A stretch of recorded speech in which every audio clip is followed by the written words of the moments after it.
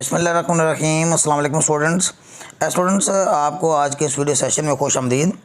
Students आज मैं आपके साथ एक तो पंजाब यूनिवर्सिटी और सरगोदा यूनिवर्सिटी का जो एडीबी पार्ट 1 का जो पेपर है उसका पैटर्न डिस्कस करूंगा और साथ ही साथ ये क्वाइट रिसेंटली जो एनुअल 2022 का पेपर हुआ है सरगोदा यूनिवर्सिटी में, आपके साथ मैं इस पेपर की मुकम्मल डिस्कशन करूँगा।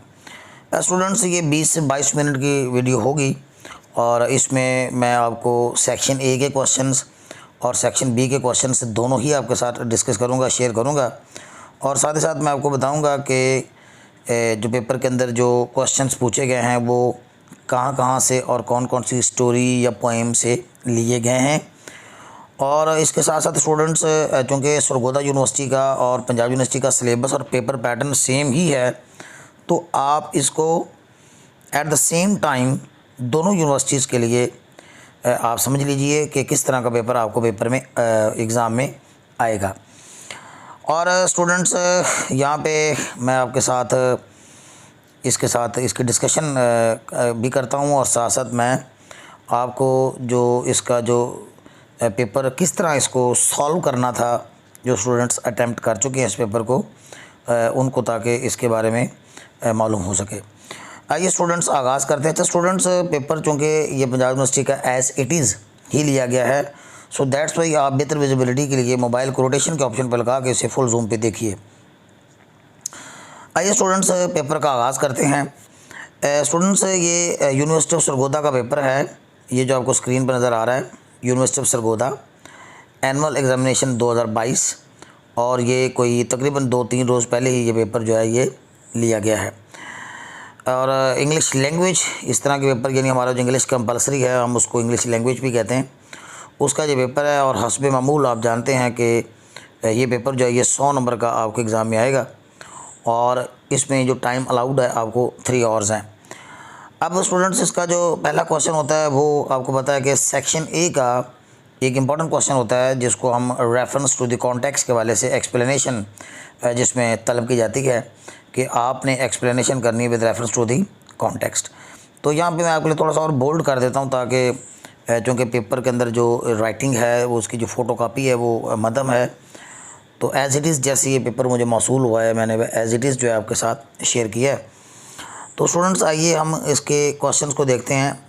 Explain with reference to the context any 3 of the following aspects, यानी आपको ये 5 एक्सपेक्ट दिए जाएंगे। 3 एक्सपेक्ट जो हैं या जिन्हें हम स्टांजास कहते हैं वो आपके पोएम्स में से होंगे, जैसे कि ये देखें, ये वाला नंबर 1 और नंबर 2 और नंबर 3, ये जो तीनों हैं ये पोइट्री के सेक्शन से लिए गए एक्सपेक्ट्स हैं। और जबकि ये जो डी और ई यानी चौथा और जो 5वां है ये हमारे प्लेज में से लिए गए हैं। तो आइए मैं आपको बताता हूँ कि ये कौन से एक्सट्रैक्ट जो है वो कौन कौन सी पोएम से या कौन कौन से प्लेज में से लिए गए थे और इनकी मार्क्स डिवीज़न क्या है। स्टूडेंट सबसे पहले देखें तो यहाँ पे ए यानी जो पहला एक्सपेक्ट है उसमें है कि will no one tell me, कि कोई नहीं है जो मुझे बताएगा व्हाट शी सिंग्स, कि वो क्या गाती है। परहैप्स द प्लेंटिव्स नंबर फ्लो, शायद ये कुछ शिकायतों भरा गीत है, ये जो गा रही है शिकायतों भरे गीत गा रही है। हम जानते हैं कि और फिर यहाँ पर आगे है कि for old unhappy for of things, यानी कदीम पुराने गुजरे हुए नाखुशगवार दिनों के बारे में ये गीत है। Are the battles long ago, या एक लंबा अरसा पहले लड़ी गई जंगों के बारे में कोई गीत है। ये जो स्टांजा है आपकी पोएम नंबर 9 है और पोएम का नाम था द सॉलिड रीपर। ये द सॉलिड रीपर में से ये स्टांजा लिया गया है जिसे विलियम वर्ड्सवर्थ ने लिखा है। तो आपने इस पोएम को उस तनाज़र में डिस्कस करना है। इसके बाद जो 2 नंबर आपका स्टांजा यानी बी है, and in my court should peacocks flaunt, यानी मेरे दरबार में मोर पैलें डालते, नाचना डांस करना पैल डालना, ये जो मोर का जो रक्स है दैट इज़ कॉल्ड फ्लॉन्टिंग, जो परों को उठा के रक्स किया जाता है दैट इज़ कॉल्ड फ्लॉन्ट।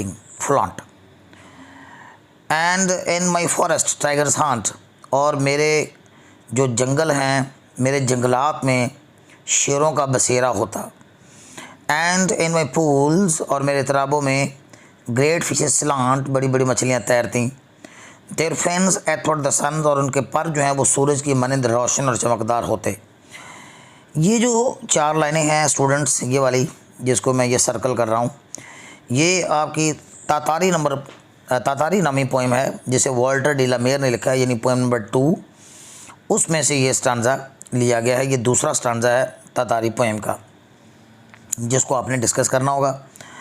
इसके बाद स्टूडेंट्स देखें सी, यानी यहाँ पे ये सी पार्ट या तीसरा पार्ट कह रहे हैं, ये जो लाइन्स हैं, the convenience of the high trees, कि ऊंचे ऊंचे दरख्तों की जो सहूलत है, द एयर्स बॉयंसी, और हवा के अंदर जो उछालने की ताकत है, एंड द सन रेज, और सूरज की जो किरणें हैं, are an advantage to me, वो मेरे फ़ायदे के लिए बनाई गई हैं। And earth face upward for my inspection, और ज़मीन का जो रुख ऊपरी जानब है वो मेरे मुआयने के लिए है। ये आपकी पोएम नंबर 19 है। पोएम का नाम है हॉक्स मोनोलॉग, यानी एक हॉक की ख़ुद कलामी, एक उकाब की ख़ुद कलामी। इसमें उकाब जो है नामी बर्ड जो है वो अपने आप से कलाम कर रहा है, अपने आप से बातें कर रहा है। सो ये स्टांजा नंबर 2 है, ये भी स्टांजा नंबर जो 2 है वो लिया गया है द हॉक्स मोनोलॉग से, जिसे टेड ह्यूज ने लिखा था। अब स्टूडेंट्स ये वाले जो 3 स्टांजे हैं ये पोएम्स में से हैं, और आपके जो पहले 3 स्टांजे वो प्लेज पोएम्स में से ही लिए जाएंगे, ये मैं आपको बता दूं। आप ज़हन-नशीन कर लीजिए कि पहले तीनों एक्सट्रैक्ट या स्टांजस पोइट्री में से लिए जाएंगे, जो आखिरी 2 होंगे वो प्लेज में से हैं, जैसे ये डी और ई है। आइए मैं आपको ये भी डिस्कस कर देता हूँ। ये जो है yes but revolvers often go accidentally, हाँ तो पिस्तौल अक्सर हादसाती तौर पर भी तो चल जाते हैं। You said so yourself, आपने खुद ये भी कहा है। This is going to be the purest incident, और ये एक बड़ा ही खालस हादसा होगा। Can't you see it in the papers, और लेकिन अफसोस के साथ कि आप ये हादसा अखबार में, पेपर्स में इसकी खबर नहीं पढ़ सकेंगे। ये जो लाइंस हैं ये प्ले नंबर 2 है, और प्ले का नाम है द बॉय कम्स होम, लड़का घर वापस आता है। इसमें जब भतीजा अपने गैर लचकदार और ज़िद्दी चचा पर पिस्तौल तान लेता है, और चचा जो है उस पिस्तौल से पहले तो ख़ाइफ नहीं होता, लेकिन चचा जो है बाद में थोड़ा सा ख़ाइफ होता हुआ नज़र आता है। तो उस वक़्त भतीजा जो है वो बताता है कि मैं अगर तुम्हें इस पिस्तौल से मारूंगा तो ये बड़ा ही प्योर किस्म का एक हादसा होगा, यानी मैं इसको एक हादसे का रंग दूंगा, एक हादसे का रूप दूंगा। So that's why uncle James को थ्रेट करने के लिए, अंकल जेम्स को डराने के लिए, क्योंकि अंकल जेम्स उसके काबू नहीं आ रहा, इसलिए भतीजे ने ये लाइनें बोली। यानी फ़िलिप नामी ये भतीजा है। कहानी के अंदर हम जानते हैं कि फ़िलिप नामी कैरेक्टर है जो कि अंकल जेम्स का भतीजा है, जिसने ये लाइन्स बोली हैं। इसके बाद देखें ये जो हमारी लाइन्स हैं ये प्ले नंबर 3 में से ली गई हैं, जिसका नाम है समथिंग टू टॉक अबाउट, और इसमें आपको पता है कि एक सिडनी फैमिली दिखाई गई है, और जिसके अरकान में एक रुकन है सिडनी फैमिली, गाय सिडनी उसका नाम है। सो ये लाइनें गाय सिडनी ने बोली हैं, और गाय सिडनी भी है, और हम ये जानते हैं कि गाय सिडनी जो है वो वुल्फ के साथ महफ़ गुफ्तगू है, और जिसमें वो अपनी फैमिली यानी सिडनी फैमिली के कुछ कैरेक्टरिस्टिक्स और कुछ फीचर बयान कर रहा है। वो कहता है कि always ran dead state, always been unfaithful to king and the country, और कहता है कि हम हमेशा सीधी नाक के सेध पे रहते हैं, हम स्ट्रेट फॉरवर्ड लोग हैं, और इस हद तक स्ट्रेट फॉरवर्ड लोग हैं कि हमारा हालांकि स्ट्रेट फॉरवर्डनेस की वजह से बहुत नुकसान हुआ है। ऑलवेज बिन अनफेथफुल, अफेथफुल, और हम हमेशा से वफ़ादार रहे हैं किंग विलियम का, एंड द कंट्री, मुल्क के साथ हमने वफा की है। Since we fast against William the Conqueror, जब से हमने विलियम अजीम फाते विलियम के ख़िलाफ़ जंग की है, उस वक़्त से हम बादशाह और मुल्क के साथ वफ़ादार रहे हैं।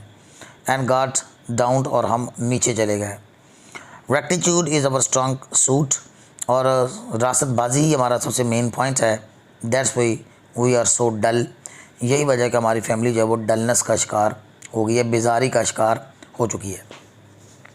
ये लाइन्स जो हैं ये प्ले नंबर 3 में से ली गई थी, जिसका नाम समथिंग टू टॉक अबाउट है, और जिसको एडन फिलपॉट्स ने लिखा था।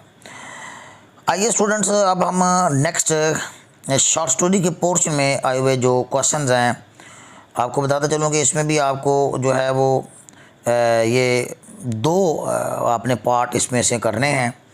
आपको 3 पार्ट्स दिए जाएंगे शॉर्ट स्टोरी के पोर्शन से। आप देख सकते हैं ये जो पहले 3 पार्ट हैं यानी ए, बी और सी, ये देखें ज़रा लिखाई थोड़ी सी बारीक है, सो दैट्स वाई छोटे फॉन्ट में है, तो मैं आपको यहाँ पे वजाहत कर रहा हूँ। फिर भी तो ये पहले जो 3 यानी यहाँ तक हम देखें ये 3 शॉर्ट स्टोरी में से आपको क्वेश्चंस आएंगे और बहुत थोड़ा मार्जिन होगा आपके लिए। आपने इन 3 शॉर्ट स्टोरीज़ के क्वेश्चन में से और प्लेज़ यानी ये प्लेस के क्वेश्चन भी इसमें शामिल होते हैं। तो ये जो पहले 2 जुज़ होंगे वो हमेशा याद रखें वो शॉर्ट स्टोरी में से होंगे और आपका जो तीसरा जुज़ होगा वो हमेशा प्ले में से होगा। सो यूँ ये 20 नंबर के क्वेश्चन जो हैं ये हमने अटैम्प्ट करने हैं शॉर्ट स्टोरी और प्लेज में से, 1 एक्ट प्लेज में से। पहला जो क्वेश्चन है यानी ए पार्ट का वो रैपेक्सिनीज डॉटर यानी story number short story number 2 में से लिया गया है और स्टोरी का नाम है रैपेक्सिनीज डॉटर, रैपेक्सिनी की बेटी। इज़ द टेल कि ये एक कहानी है, स्टोरी है ऑफ कंट्रास्ट। कंट्रास्ट कहते हैं मुतज़ाद बात को, फ़र्क को, बिटवीन मॉरल सेंस यानी एक तरफ तो इंसान की मॉरल सेंस होती है और दूसरी तरफ इंसान की एक्सेसिव एम्बिशन है। एक्सेसिव एम्बिशन होता है ज़रूरत से ज़्यादा बड़ी ख्वाहिशात। तो यहाँ पे हमने देखा है कि एक डॉक्टर है, डॉक्टर रैपेक्सिनी, जिसकी एक्सेसिव एम्बिशंस हैं और बहुत ज़्यादा वो एम्बिशियस है, ज़िंदगी में आगे बढ़ने का ख्वाहिशमंद है। उसने जहरीले पौधे उगाए हुए हैं और उसने कामयाबी के साथ ये जहरीले पौधे उगाए हैं और तो और उसने अपनी बेटी बीट्रस को भी तजर्बात की भेंट चढ़ाया हुआ है और बहुत ज़्यादा वो एम्बिशियस है, वो आगे जाना चाहता है। और उसने वहाँ पे एक लड़का जो गैवानी आता है उसको भी उसने जहरीला कर दिया, यानी पहले पौधे जहरीले किए। अपनी एम्बिशन, उसकी एम्बिशस देखें वो हाउ एम्बिशियस ही इज़ कि वो किस कदर एम्बिशियस है। एक्सेसिव एम्बिशन जो है उसके तहत उसने पहले पौधे जहरीले किए, फिर अपनी बेटी को जहरीला किया और फिर वहाँ पे एक गैवानी नामी लड़के को उसने जहरीला कर दिया ताकि उन दोनों की शादी हो सके। तो यूँ वो एक जहरीले इंसानों की शायद एक नस्ल पैदा करना चाहता है। तो ये जो एक एक्सेसिव एम्बिशन है इसके दरमियान और इंसान की एक मॉरल सेंस होती है, इंसान को अखलाकियात को नहीं छोड़ना चाहिए। तो ये दरअसल एक फ़र्क बयान करती है। मॉरल सेंस तो उसके अंदर है नहीं और लेकिन एक्सेसिव एम्बिशन जो है वो बहुत ज़्यादा उसने पाली हुई है। तो ये कहानी जो है दरअसल एक कंट्रास्ट है, यानी मॉरल एम्बिशन और एक्सेसिव एम्बिशन के दरमियान, मॉरल सेंस के दरमियान और एक्सेसिव एम्बिशन के दरमियान। इसको एलेबरेट करना है आपने 150 के अल्फाज जो है वो आपके होने चाहिए, 150 तक होने चाहिए, इससे कम नहीं होने चाहिए। को 5-10 लफ्ज़ ज़्यादा हो जाएं वो बेहतर होता है। नेक्स्ट देखते हैं जी, दूसरा क्वेश्चन बी पार्ट जो है द लिटिल विलो। ये हमारी शॉर्ट स्टोरी नंबर 15 है, द लिटिल विलो इज़, यानी इस कहानी का उसने क्वेश्चन यूँ दिया है कि ये कहानी जो लिटिल विलो है इज़ लाइक ए रूम, ऐसे लगता है जैसे ये एक कमरा हो ऑन द स्टेज, स्टेज पर, in which the story of 3 sisters is about to unfold, जिसमें 3 बहनों की कहानी जो है वो अनफोल्ड होने वाली हो। हम जानते हैं कि ये जो द लिटिल विलो स्टोरी है ये एक लव स्टोरी है और इसमें 3 बहनों का जिक्र किया गया, 3 सिस्टर्स हैं। तो उनकी ये स्टोरी है और चूँकि वो एक उनके यहाँ एक फ़ौजी आता है साइमन, वो उससे मुतल्लक ये कहानी है और जिसमें उन तीनों बहनों में से एक बहन जो है वो उस फ़ौजी की मोहब्बत में गिरफ़्तार हो जाती है। तो इस हवाले से ये स्टोरी जो है ये बताई गई है कि जैसे तीनों बहनें जो हैं वो लव अफेयर्स, अपने अपने लव अफेयर्स में लगी हैं, अपनी अपनी उनकी एक दुनिया है उसमें ये मस्त हैं। लेकिन उनमें जो एक बहन जो है, तीनों बहनों में एक बहन जो है जो साइमन से मोहब्बत करती, खामोश मोहब्बत करती है। तो ये कहानी दरअसल यानी उन तीनों बहनों की अपनी अपनी जगह पे एक स्टोरी है जिसको ये कहानी अनफोल्ड करती है। इसके बाद हम क्वेश्चन नंबर सी यानी इसका सी पार्ट देखेंगे, compare and contrast the characters of Popova and Smirnov as presented in 1 act play the Bear. ये हमारा मशहूर ज़माना प्ले है, हम जानते हैं द बियर, जिसको रशियन राइटर एंटोन चेखोव ने लिखा था। तो उसमें हमने जो 2 ही मेजर करैक्टर हैं, एक फ़ीमेल है पप्पवा और एक मेल है समरनॉव, तो उनके किरदारों को हमने ज़ेर बहस लाना है, आपस में कंपेयर भी करना है और उनका कंट्रास्ट भी करना है कि दोनों जो है आपस में कौन सी वो करैक्टरिस्टिक्स हैं, खूबियाँ हैं जो वो उनके अंदर सेम हैं, जैसे वो बदतमीज़ हैं, शोरीले हैं, शोर करते हैं, बदतमीज़ हैं एक दूसरे के साथ, दोनों ही मुनाफिक हैं, लेकिन दोनों के अंदर वो जो कंट्रास्टिंग एलिमेंट्स हैं, जो कंट्रास्ट है, वो भी हमने पेश करना है। सो पप्पा और सबरनॉफ के किरदारों को हमने कंपेयर भी करना है और कंट्रास्ट भी करना है। ये आपके प्लेस के क्वेश्चन, सॉरी शॉर्ट स्टोरीज और वन एक्ट प्लेस के क्वेश्चन हो गए। अब हम स्टूडेंट्स डिस्कस करते हैं कि आपको पोइट्री का, यानी ये क्वेश्चन नंबर जो आपका 3 है, यहाँ पे देखिए ज़रा, मैं थोड़ा सा आपके लिए ज़रा स्मॉलर इन साइज़ करता हूँ ताकि आपको पूरा ये विजुअलाइज हो। 3 नंबर जो क्वेश्चन है ये पोइट्री में से लिया जाएगा। ये भी 20 मार्क्स के क्वेश्चन इसमें से आएंगे और आपको 3 पार्ट्स दिए जाएंगे, आपने उसमें से 2 को अटैम्प्ट करना है। जैसे देखते हैं, attempt any 2 of the following questions. ये भी 150 वर्ड्स आपको रिक्वायर्ड होंगे।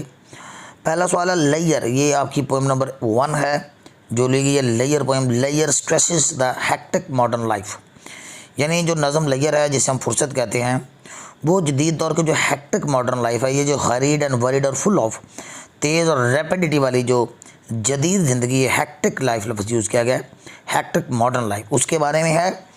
और ये नज़म जो है ये ज़रूरत पे ज़ोर भी देती है कि इस पे कि इंसान को फुर्सत के लम्हात भी निकालने चाहिए नेचर और नेचुरल एलिमेंट्स के लिए। इसके बाद जो है डिपार्चर एंड अराइवल, ये क्वेश्चन लिया गया है। पोएम नंबर आपकी जो है ये 11 है, डिपार्चर एंड अराइवल यानी आमदोरफ्त, आमद और रवानगी। तो ये नज़म जो है T.S. एलियट ने लिखी है। इज़ एन ऑप्टिमिस्टिक पोएम, ये एक उम्मीदों से भरी यानी उम्मीद जगाने वाली एक नज़म है, ऑप्टिमिस्टिक पोएम है।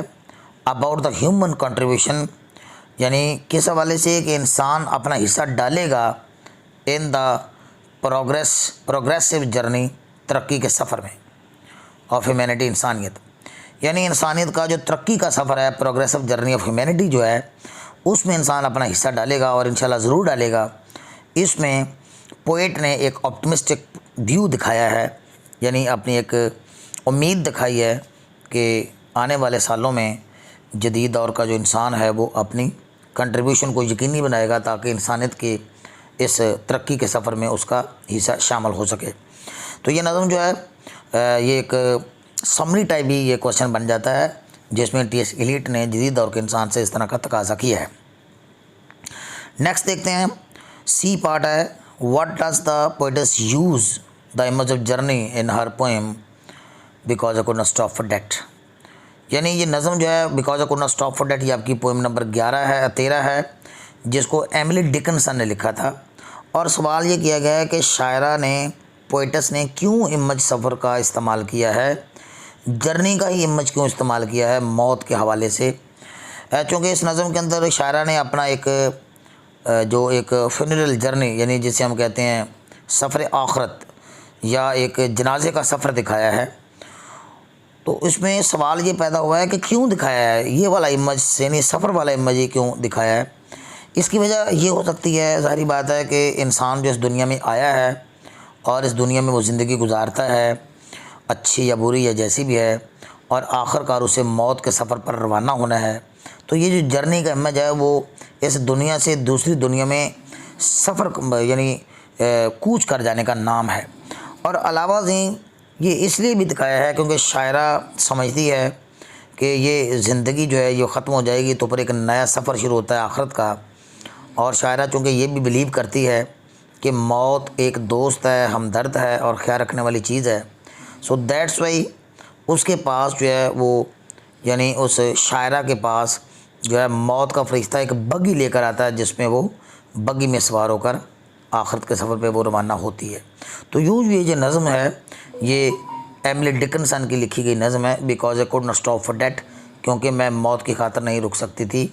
स्टूडेंट्स, ये पोएम नंबर 13 है। आपका 60 मार्क्स का ये पोर्शन तो हो गया मुकम्मल, जिसमें सेक्शन ए था 60 मार्क्स का।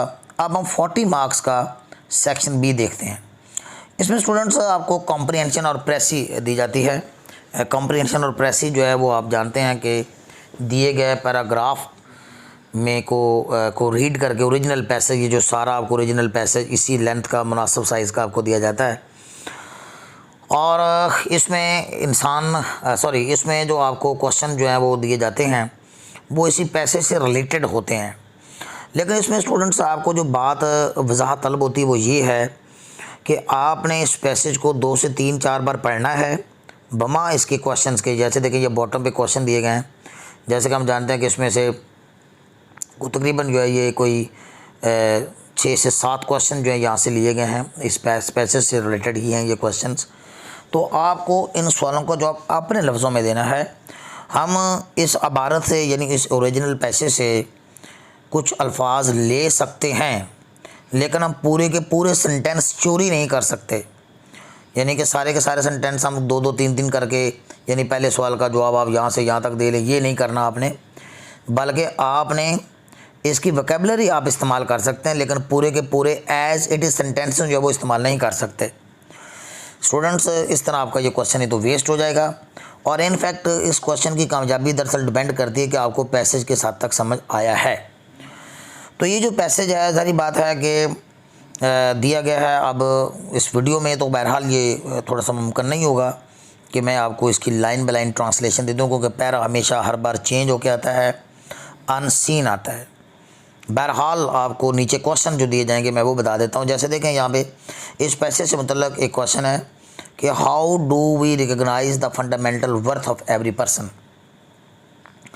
हम हर शख्स के बुनियादी ये जो उसका जो बुनियादी उसकी जो वर्थ है, उसकी जो वैल्यू है, उसको क्यों पहचानते हैं। ये क्वेश्चन है what are human beings rights, इंसान ह्यूमन राइट्स यानी इंसानी हकूक़ क्या होते हैं। अब इस पैसेज के अंदर ह्यूमन राइट्स की बात की गई है, यहाँ पे बताया गया कि ह्यूमन राइट्स क्या होते हैं, तो हमने उनको ट्रेस करके अपने लफ्ज़ों में बताना है। क्वेश्चन नंबर 3 है what is the relation between human rights and freedom, यानी इंसानी हकूक़ और आज़ादी का आपस में क्या ताल्लुक़ है। हमने उस ताल्लुक़ की वजाहत करनी है, यानी इंसानी ह्यूमन राइट्स और जो फ्रीडम के दरमियान एक रिलेशन है। इस तरह क्वेश्चन नंबर 4 देखेंगे, जब दिया हुआ है what makes human rights universal, कौन सी चीज़ इंसानी हकूक़ को आलमगीर बनाती है। क्वेश्चन नंबर 5 है what is the central idea of the passage, यानी ये जो ओरिजिनल पैसेज आपको ऊपर दिया गया है इसका मरकज़ी ख्याल क्या है। और आखिर पे जो क्वेश्चन आपको दिया जाता है वो यही दिया जाता है कि make a precis of the passage, passage की प्रेसी बनाएं एंड गिव सूटेबल टाइटल, और इसका सूटेबल टाइटल दें। यानी आपकी 15 नंबर की तो सिर्फ प्रेसी ही है, और बाकी आपके जो 5 क्वेश्चन हैं वो 2-2 मार्क्स के हैं। यूँ ये 25 नंबर का आपका इंतहाई इम्पॉर्टेंट और कीमती सवाल होता है, जिसको आपको अटैम्प्ट करना चाहिए, आपको इसकी प्रैक्टिस करनी चाहिए, और मुख्तलिफ बुक्स पे इसका लिखा गया जो तरीक़ाकार है उसको समझना चाहिए कि किस तरह से इस प्रेसी को और इस पैसेज को कॉम्प्रिहेंशन की सूरत में अटैम्प्ट करना होता है। स्टूडेंट्स, इस क्वेश्चन को आप मुख्तलिफ ग्रामर की बुक्स में से ज़रूर देखिए, और या फिर मेरी जो लिखी गई किताब है उस बुक में से भी आप इसका जो है जायज़ा ले सकते हैं कि इस क्वेश्चन को कैसे अटैम्प्ट करना है। इस पर स्टूडेंट्स आपका जो आखिरी क्वेश्चन है वो आपको चॉइस के साथ आता है, उसमें आपके पास चॉइस होती है। मसलन यहाँ पर देखें, एक तो आपको डायलॉग आएगा, इसमें डायलॉग जो है वो एक फ़ादर और सन के दरमियान है। आमतौर पर 2 दोस्तों के दरमियान डायलॉग आता है मुख्तलिफ किसी इशूज़ पर, मुख्तलिफ मौजू पर, लेकिन यहाँ पे जो मौजू लिया गया है वो फ्रीक्वेंट रोड एक्सीडेंट्स का है, यानी कसरत से होने वाले हादसात जो हैं। अब ज़ाहिर बात है ये एक इशू ही है और प्रॉब्लम डायलॉग ही है, क्योंकि इसमें रोड एक्सीडेंट्स की जो फ्रीक्वेंसी है, यानी जो नंबर ऑफ़ एक्सीडेंट्स जो हैं वो जो बढ़ते जा रहे हैं रोड एक्सीडेंट्स, उसके बारे में एक बाप और बेटा जो है उनके दरमियान आपने डायलॉग्स लिखने हैं। अब चूँकि ये डायलॉग जो है ये एक मनफी चीज़ के बारे में है, रोड एक्सीडेंट्स के बारे में है, जिसमें इंसान हादसात का शिकार होता है, जिसमें इंसान की इंजरीज़ होती हैं, जिसमें इंसान को ज़ख़म लगते हैं, खून ख़राबा होता है, अमवात हो जाती हैं। सो दैट्स वाई आपने फादर और सन के दरमियान जब अपने डायलॉग क्रिएट करना है तो इसका जो एटमॉस्फेयर है, इसका जो माहौल है, आपने वो सैड रखना है, यानी उसमें सैडनेस, अफसरदगी, अफसोस वाले अल्फाज आपने ज़्यादा यूज़ करने हैं डायलॉग लिखते हुए। बहरहाल ये डायलॉग स्टूडेंट्स आपके लिए मैं इसको बनाकर आपके लिए मैं यूट्यूब पे इसकी वीडियो भी अपलोड कर दूँगा। इसके बाद स्टूडेंट्स आपके लिए जो नेक्स्ट चॉइस होती है उसमें आपको एक पैसेज दिया जाता है, कोई भी, ये भी पैसेज भी अनसीन होता है, और इस पैसेज को आपने इंग्लिश में ट्रांसलेट करना होता है। जैसा कि यहाँ पे देखें कि ये पैसेज है कि अगर आप ख़ुद को और अपने अहलो अयाल को तंदुरुस्त समझते हैं तो ये आपकी खुशनसीबी है। यानी हम इसकी इंग्लिश में यूँ ट्रांसलेशन करेंगे कि इफ़ यू कंसीडर, यानी अगर आप समझते हैं your self and your relatives या नियर एंड डियर्स कह लें हेल्दी, कॉमा लगाएंगे, it is your good luck. तो ये आपकी खुश नसीबी है, तो यू आर लकी भी कह सकते हैं, या इट इज़ योर गुडनेस भी, इट इज़ योर फॉर्चुनेट भी कह सकते हैं, it is your good luck भी कह सकते हैं। दौरे हाज़िर में तंदुरुस्ती बहुत बड़ी नेमत है। दौरे हाज़िर में इन द प्रेजेंट एज, तंदुरुस्ती को हम हेल्थ कहते हैं, यानी in the present age health is a great blessing, a big blessing भी कह सकते हैं, इज़ अ ग्रेट ब्लेसिंग भी कह सकते हैं। माजी में जहाँ मोहब्बत और चाहत थी वहाँ ग़ज़ाएँ भी असल थी, यानी मैं माजी में जहाँ मोहब्बत और चाहत थी वहाँ ग़ज़ाएँ भी असल थी। यानी हम ये कह सकते हैं कि इसका मतलब है हम इसको मुहावरतन तर्जुमा करना होता है, इसको आपने लफ्ज़ बलफ्ज़ ट्रांसलेशन नहीं करनी होती। तो माजी में जहाँ यानी एक तरफ, यहाँ पे मुराद है एक तरफ, यानी in the past on the one side there was love and affection, मोहब्बत और चाहत कह लें या अटैचमेंट कह लें, वहाँ ग़ज़ाएँ भी असल थी। And secondly foods were also original या प्योर, असल की अंग्रेज़ी यहाँ पे हम प्योर लगाएंगे या ओरिजिनल लगाएंगे, और ग़ज़ाओं की अंग्रेज़ी हम डाइट भी कह सकते हैं। द डाइट वॉस या द फूड वॉस, यहाँ पे ग़ज़ा की इंग्लिश जो है आपने फूड लगा सकते हैं, डाइट लगा सकते हैं। तो ग़ज़ा की इंग्लिश आप डाइट लगा लें या फूड लगा लें। The food was also original या प्योर। अब नित नई चीज़ें बाज़ारों में दस्तयाब हैं। अब की इंग्लिश नाउ होती है, नित नई न्यूली इन्वेंटेड कह लें या न्यू एंड न्यू कह लें, दो लफ्ज़ आप इस्तेमाल कर सकते हैं। अब नित नई चीज़ें बाज़ार में दस्तयाब हैं, now new and new things are available in the market, लेकिन ज़्यादातर अशिया मिलावट का शिकार हैं। लेकिन की इंग्लिश हम बट करते हैं, ज़्यादातर की इंग्लिश मोस्ट ऑफ द होता है, लेकिन ज़्यादातर अशिया, but most of the things are prey to adulteration. मिलावट को हम अडल्ट्रेशन कहते हैं, और का शिकार है मीन आर प्रे टू, और PREY प्रे लगाना है, आर प्रे टू अडल्ट्रेशन। दूध से लेकर आटे तक, फ्रॉम मिल्क टू फ्लोर, दूध से लेकर आटे तक हम कहेंगे फ्रॉम मिल्क टू फ्लोर। घी से नमक तक, फ्रॉम घी टू सॉल्ट, कोई चीज़ मिलावट से पाक नहीं है। There is nothing without adulteration. यहाँ तक कि मुख्तलिफ अजनास फल और सब्ज़ियों पर दवाइयों और कीमियाई खादों की तह चढ़ी हुई होती है, जो आजकल के मुख्तलिफ अमराज का सबब है। यहाँ तक कि मुख्तलिफ अजनास फल और सब्ज़ियों पर दवाइयों और कीमियाई खादों की तह चढ़ी होती है। यानी सूरत हाल, the situation is so bad, या द सिचुएशन इज़ सो या too bad to such an extent, यानी यहाँ तक कि इंग्लिश हम यहाँ भी ये कह सकते हैं, the situation is so bad to such an extent कि मुख्तलिफ अजनास को हम जानते हैं जिन्स, थिंग्स कह लें, फल को हम फ्रूट कहते हैं, सब्ज़ी वेजिटेबल्स, और दवाइयों और कीमियाई खादों की तह चढ़ी होती है। तो हम ये कह सकते हैं there is a layer of pesticides. ये दवाइयों की इंग्लिश जो है वो पेस्टिसाइड हम यहाँ पे इस्तेमाल करेंगे, या मेडिसिन इस्तेमाल नहीं करेंगे, क्योंकि ये जो दवाइयाँ हैं ये कीड़े मकोड़ों वाली, यानी ये जो हशरात और जो कीड़े मकोड़ों और जो फसलों पर जो दवाइयाँ इस्तेमाल होती हैं, पेस्टिसाइड्स या सेक्टिसाइड हमने लफ्ज़ इस्तेमाल करना, मेडिसिन हमने इस्तेमाल नहीं करना। A layer of insecticides and chemical, ये कीमियाई को हम केमिकल कहते हैं, और खाद की जो इंग्लिश है हम उसके लिए लफ्ज़ इस्तेमाल करते हैं fertilisers. And chemical fertilisers is there on vegetables, fruits and things, जो आजकल के मुख्तलिफ अमराज का सबब है, which is the cause of different disease these days. ज़रूरत इस अमर की है, it is the need of the hour, ज़रूरत इस अमर की है कि इंग्लिश हम करते हैं it is the need of the hour, कि इंसान बाकायदगी से अपना तबी मुआयना करवाए और मर्ज़ की तशखीश होने की सूरत में वसाइल के मुताबिक बर वक्त इलाज करवाए। तो यहाँ पे it is the need of the hour, ज़रूरत इस अमर की है, it is the need of the hour, कि इंसान that a man should get his medical checkup regularly, बाकायदगी से कि इंग्लिश करते हैं रेगुलरली, और तिब्बी मुआयना जो होता है उसको मेडिकल चेकअप कहते हैं।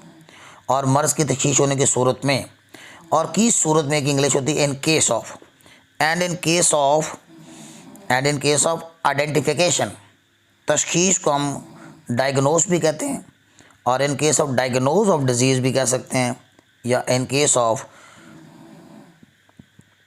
Diagnose of disease, in case of का माना की सूरत में, और तशख़ीस होने की सूरत में in case of the diagnose of the disease. He should get his treatment according to his resources, इलाज करवाए, हम शुड का इस्तेमाल कर सकते हैं, जिन्हें उसे इलाज करवाना चाहिए। He should get his treatment according to his resources, ये के मुताबिक की इंग्लिश हम अकॉर्डिंग टू इस्तेमाल करते हैं। अस्पतालों में इस कदर रश देकर ऐसा महसूस होता है जैसे हर शख्स बीमार है। सो बाई वॉचिंग कह लें, या बाई वॉचिंग या बाई सीइंग कह लें rush, by seeing rush to such an extent, या आप ये भी कह सकते हैं to see such a heavy rush in hospitals, it seems, ऐसा महसूस होता है, as if every person were ill. तो इसमें ये तशबीह इस्तेमाल की गई है। जब तशबीह इस्तेमाल की जाती है तो जैसा कि अंग्रेज़ी हम लगाते हैं एज़ इफ़, गोया मशीनी दौर में तंदुरुस्ती हज़ार नहीं बल्कि लाखों नेमत है। सो इन द मैकेनिकल एज, मशीनी दौर में, इन द मैकेनिकल एज, तंदुरुस्ती को हम हेल्थ कहते हैं, इज़ हज़ार नहीं बल्कि लाखों नेमत है। Health is a blessings in millions of ways, health is a blessing in millions of ways, यानी लाखों तरह से ये एक नेमत है, इसलिए इस नेमत की कदर ज़रूरी है। देयरफॉर इट्स एसेंशियल या it's necessary to value this blessing, यानी ज़रूरी है, हम कहेंगे इट्स नेसेसरी या इट्स एसेंशियल, और कदर को हम वैल्यू कहते हैं। So it's essential to value this blessing. Students, ये था आपका एडीबी पार्ट 1 का पूरा पेपर, और पेपर पैटर्न भी, जो कि एडीबी पार्ट 1 इंग्लिश कंपलसरी का ये पेपर है। स्टूडेंट्स, मैं उम्मीद करता हूँ कि ये हमारी आज की जो वीडियो है वो आपको एक तो पेपर पैटर्न के हवाले से यूज़फुल साबित हुई होगी, और दूसरा मैंने आपको डिटेल के साथ जो इसका ये पेपर जो डिस्कस किया है वो भी आपके लिए हेल्पफुल साबित होगा। Okay students, till next video, अल्लाह हाफिज़।